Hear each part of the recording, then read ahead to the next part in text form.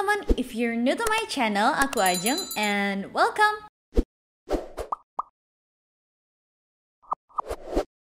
Duh, kangen banget deh cerita-cerita kayak gini sama kalian. Sesuai judul, aku mau curhat soal journey jerawat-jerawat aku yang sampai sekarang aku masih gak nyangka kalau bisa bener-bener sembuh. Sebelumnya penyebab jerawat aku itu karena banyak hal. Salah satunya dari diri aku sendiri yang dulunya gak tahu gimana cara ngerawat kulit. Aku juga gak tahu kalau ternyata kulit aku itu tipenya oily acne prone skin. Jadi dulu itu aku kalau cuci muka, ya udah kalau nggak pakai sabun badan, pakai air aja. Padahal itu dalam kondisi lagi full make up. Turns out aku gonta-ganti produk dan malah makin parah muka aku. Selain itu dari pola hidup juga, makanan dan begadang. Aku tuh nggak pernah mikir dulu kalau misalnya mau makan apa aja, mau tidur jam berapa. Ya udah terserah gue. Jerawatan kan lo. Awal aku bikin video tentang jerawat aku itu bener-bener karena aku pengen record aja gitu. Aku pengen lihat progresnya untuk diri aku sendiri. Syukur-syukur bisa sembuh dan akhirnya berbagi cerita sama kalian yang mungkin masih di fase-fase terberat jerawatnya. Well, actually sebenarnya tuh aku udah pernah bikin juga loh my acne story, tapi itu kayak long time ago sebelum aku pakai Vitasit. Ngomong-ngomong soal Vitasit, awal aku mutusin buat pakai Vitasit itu karena aku tuh bener-bener udah capek, udah exhausted sama yang namanya nyoba-nyoba skincare, pergi ke klinik cantikan A, B, C, nggak sembuh-sembuh juga. Terus aku juga pernah tuh nyobain bahan-bahan alami yang kayak jeruk nipis, bawang putih, and so on and so on. It doesn't work at all. Akhirnya aku punya tekad yang kuat nih buat research sendiri gitu ya, nyari tahu soal kesehatan kulit. Sampai waktu itu tuh aku banyak belajar tentang jurnal ilmiah dan chemist all about the acne and healthy skin. But anyway, walaupun istilahnya aku paham nih ya soal penanganan jerawat, bekas jerawat, dan beberapa masalah kulit lainnya, bukan berarti I am an expert ya. Aku bukan seseorang yang certified, bukan dermatologist juga. Lanjut ke cerita aku, di tengah-tengah aku observasi soal jerawat, itu aku ketemu satu jurnal yang ngebahas tentang tretinoin. Di situ ditulis bahwa tretinoin itu bisa mengobati jerawat, mengatasi bekas jerawat, sampai ke anti-aging juga.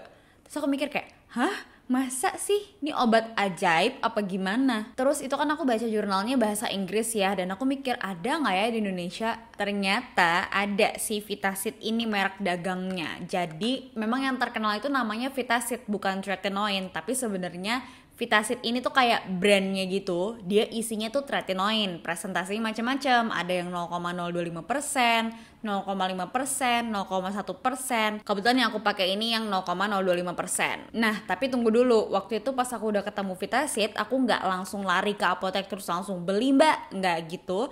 Tapi aku cari tahu dulu nih soal dia. Ternyata bener kan, dia tuh harus pakai resep dokter. Dan memang di Vitasitnya sendiri di packagingnya tuh ada lambang lingkaran merah kayak gini yang artinya obat keras, which is artinya dia tuh beda sama skincare yang lain yang dijual bebas, tapi dia udah masuk kategori obat. Analoginya gini, kita anggap aja skincare itu adalah suplemen, sementara yang namanya obat yaitu kayak obat batuk, obat panas, obat flu, dan lain-lain. Jadi kalau misalnya kamu sakit batuk, terus kamu pakai suplemen yang gak akan seampuh obat batuk gitu kan. Nah tapi pasti kalau yang namanya obat keras itu juga akan ada side effects-nya. Sebelum aku konsultasi ke dokter SPKK, aku cari tahu dulu nih side effects-nya apa aja sih kalau pakai Vitasit ini. Turns out Vitasit ini memang lumayan parah efek iritasinya kalau misalnya dipakainya dengan cara yang kurang tepat. Efeknya lumayan ngeri juga, bisa merah, gatel, panas, kering sampai yang kelupas gitu. Beda-beda setiap reaksi kulit orang. Kalau kalian mau tahu, aku sempat bikin juga video lengkapnya tips pakai Vitasit supaya nggak iritasi. Cek dulu videonya di sini. Baru deh setelah itu aku memutuskan buat konsultasi ke dokter SPKK. Sempet ada drama juga tuh nyari-nyari dokter SPKK, rekomendasi ini, rekomendasi itu, pasti ada plus minusnya. Apalagi waktu itu pas banget lagi awal-awal pandemi, Agustus 2020.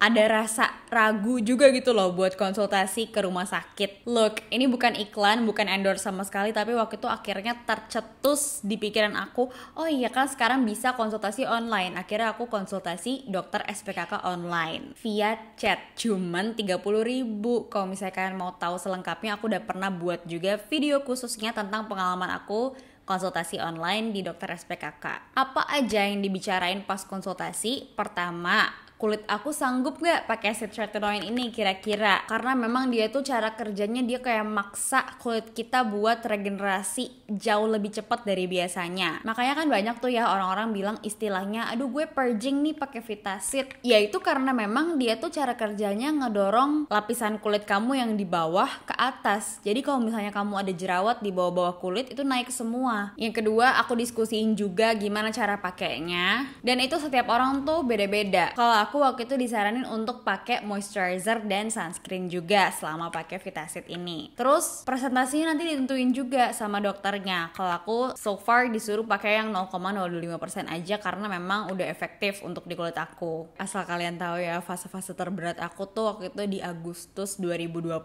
sampai kira-kira November 2020. Di situ tuh bener-bener aku yang tadinya jerawatnya tuh kayak ya parah sih, ada di pipi gitu, udah lumayan kayak mau penuh gitu ya sepipi. Pas purging itu kira-kira 2 kali lipat lah jerawat aku keluar semua. Ini aku bukannya mau nakut-nakutin ya, tapi aku mau bikin kalian lebih siap aja. Jadi jangan kaget kalau misalnya kalian nanti memutuskan untuk pakai Vitasit, abis itu kok jerawatnya makin parah. Ya itu memang salah satu proses yang harus dilewatin, tapi nggak semua orang akan purging kok. Kalau memang ternyata kulit kamu yang bagian dalam itu nggak ada jerawat-jerawat yang harus dikeluarkan, ya bisa jadi nggak purging. Waktu 2 bulan itu rasanya udah mau nyerah karena aku nggak kuat banget lihat muka aku sendiri di kaca. Yang bikin makin tertekan tuh sebenarnya omongan orang.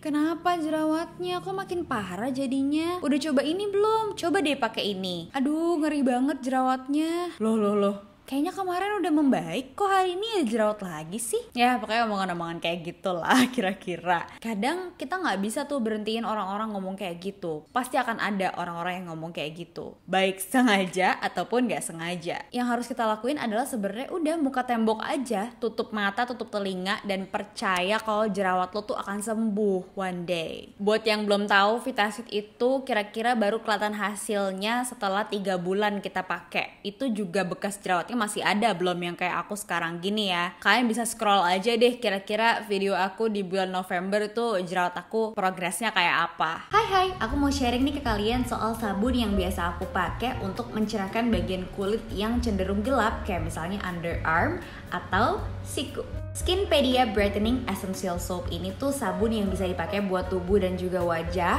Busanya lembut, teksturnya creamy, dan aromanya tuh fresh banget, kayak lagi berasa di salon atau nggak di spa gitu. Key ingredientsnya tuh bahan-bahan alami kayak charcoal powder, olive oil, coconut oil, sunflower oil, dan juga tea tree oil. Makanya selain bisa mencerahkan, dia juga bisa buat ngatasin jerawat. Kalau kalian punya masalah sama body acne atau jerawat punggung, dia ini bisa ngebantu banget karena dia terbukti sebagai effective detoxifying yang bisa ngebersihin pori-pori dan ngangkat sel kulit mati. Terus juga dia itu udah pH balance, jadi nggak perlu khawatir akan bikin kering. Nggak sama sekali, justru dia malah melembabkan banget karena pH-nya sesuai sama kulit. Dan yang paling penting, dia nggak ada efek samping yang bikin ketergantungan. Aku biasa pakai ini 2 kali sehari kalau pas mandi ke seluruh tubuh, tapi difokusin terutama ke bagian-bagian yang kayak siku kayak gini nih. Kalau udah didiemin selama 2 menit, abis itu baru dibilas.